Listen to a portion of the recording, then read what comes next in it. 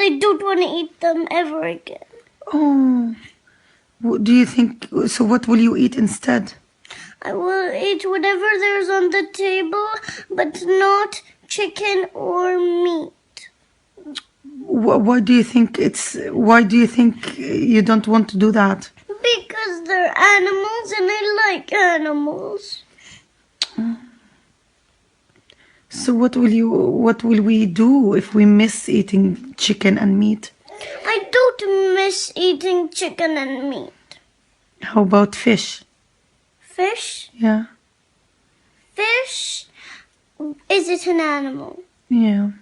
I won't eat that either. Oh my God. So what? I won't eat animals! Okay.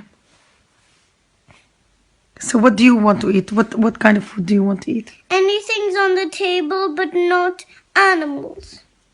Why do you feel sorry for animals? Because they're nice and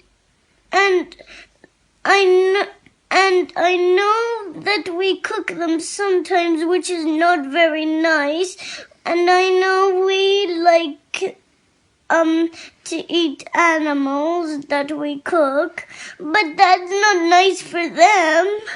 Yeah. Do you think they suffer?